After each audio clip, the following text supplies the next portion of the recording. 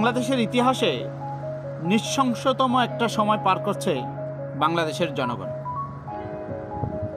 আপনি কল্পনাও করতে পারবেন না কি নির্মমতা এবং কি ভয়াবহ অবস্থা বাংলাদেশের জনগণের। এই মুহূর্তে প্রতিটি সেকেন্ডে মৃত্যু ভয়, চুরি ডাকাতি, ধর্ষণ, লুটপাট, হামলা, আগুন সন্ত্রাস, এ সকল কিছুর মধ্য দিয়ে বাংলাদেশের মানুষ এখন আতঙ্কিত, ভীতসন্ত্রস্ত। এই যে দেশের ইতিহাসে স্বাধীন একটি রাষ্ট্রের স্বাধীন মানুষ, স্বাধীন জনগণ, তারা শেখ হাসিনার আমলে যেমন ভালো ছিল তেমন নিরাপদ ছিল এবং জীবনমান, নাগরিক চাহিদা, নাগরিক সেবার মান উন্নত ছিল। হঠাৎই যেন এই দেশের স্বাধীন মানুষের উপরে সেই পাকিস্তানের 26শে মার্চ অপারেশন সার্চলাইটের মতো একটি কালো অধ্যায় তৈরি হলো।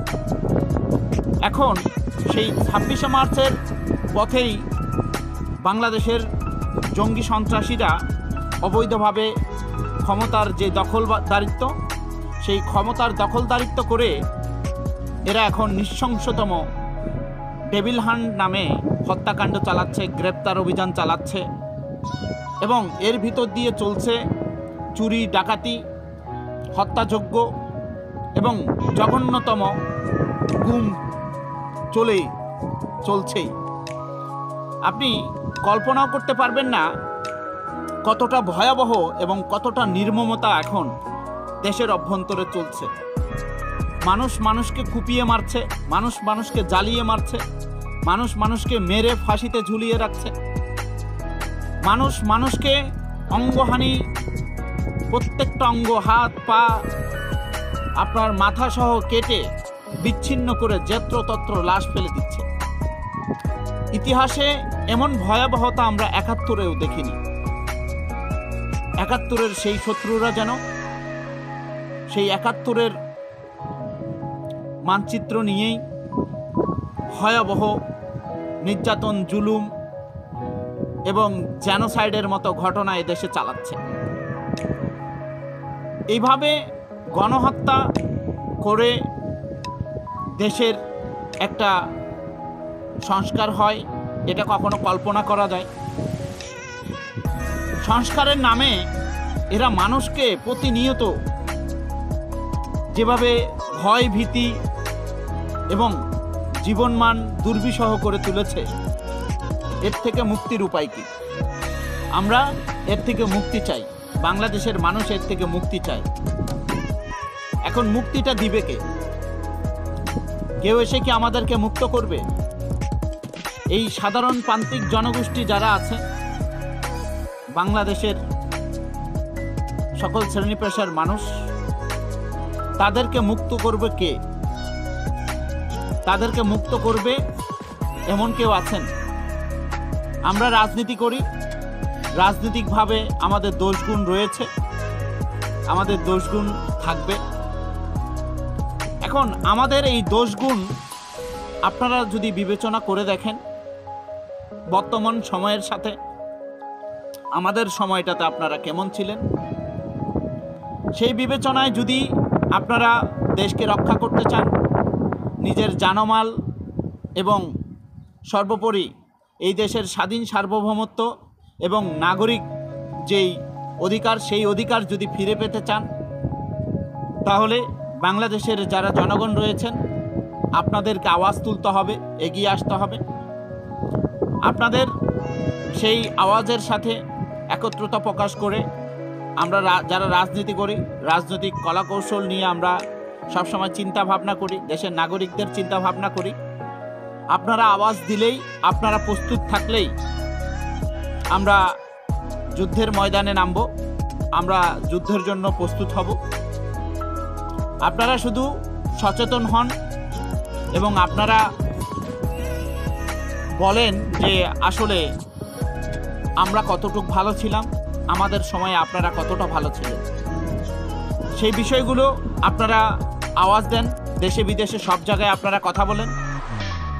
একটা দেশ এইভাবে ধ্বংস হতে পারে না। একটা দেশের অর্থনীতি, উন্নয়নশীল দেশের যেই অর্থনীতি, আমরা উন্নত রাষ্ট্রের দিকে যাচ্ছিলাম, সেই অর্থনীতিকে এইভাবে ধ্বংস করে দেওয়ার যে নীল নকশা, সেই নীল নকশা থেকে দেশকে রক্ষা করতে হলে দেশের সকল শ্রেণী পেশার মানুষকে এগিয়ে আসতে হবে, কথা বলতে হবে, দায়িত্ব নিতে হবে।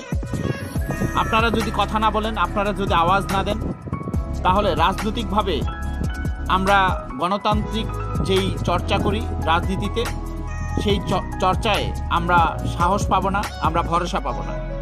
আমরা দেশ ও দশের জন্য রাজনীতি করি। আমরা দেশ ও দশের রাজনীতি করতে গিয়ে আমরা জনগণের কথা বলি। সুতরাং জনগণ যদি চায়, তাহলে আমাদের দল বাংলাদেশ আওয়ামী লীগ অতি শীঘ্রই আপনাদের পাশে দাঁড়াবে। আপনাদের নাগরিক অধিকার সহ স্বাধীন সার্বভৌমত্বের যেই বিষয়গুলো আছে, সকল বিষয়কে আমরা মুক্ত করব। আমরা জঙ্গি মুক্ত করব এই রাষ্ট্রকে।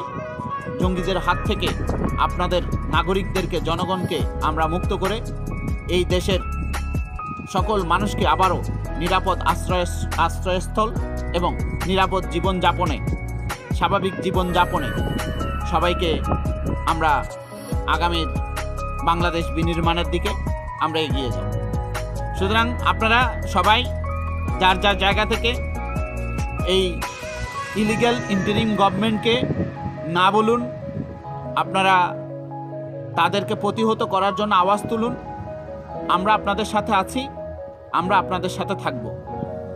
ভয়ের কারণ নেই, ভয় পেলেই ভয়কে করতে হবে আমাদের জয়। এই ভয়কে জয় করার একমাত্র কৌশল হচ্ছে প্রতিবাদ করা, আওয়াজ তোলা এবং সাহসের সাথে সকল কিছু মোকাবেলা করা। আমরা যদি সাহসী না হই, আমরা যদি সাহস না দেখাই, তাহলে এই জঙ্গিরা, এই কিশোর গ্যাং বাহিনী, এরা কিন্তু আমাদেরকে ধ্বংস করবে, আমাদের দেশের অর্থনীতিকে ধ্বংস করবে, সাধারণ মানুষকে, আমাদের দেশের মা বোনকে ধর্ষণ করবে। এরা এই রোডম্যাপ, এই কলাকৌশল নিয়েই এরা অবৈধভাবে ক্ষমতায় এসেছে। সুতরাং আমরা বলতে চাই, আমরা এর থেকে মুক্তি পেতে চাই, দেশের মানুষকে মুক্ত করতে চাই। আসুন সবাই সমস্বরে আওয়াজ তুলি। স্টেপ ডাউন ইউনূস, এই বিষয়টাকে আমরা প্রতিবাদের সুরে একসাথে সবাই বলার চেষ্টা করি, স্টেপ ডাউন ইউনূস। সুতরাং আসুন অনস এগেন শেখ হাসিনা, এই কথাটাকে আমরা বলার চেষ্টা করি। ধন্যবাদ সবাইকে, সবাই ভালো থাকবেন, সুস্থ থাকবেন। জয় বাংলা, জয় বঙ্গবন্ধু, জয় হোক বাংলার মেহনতি মানুষের।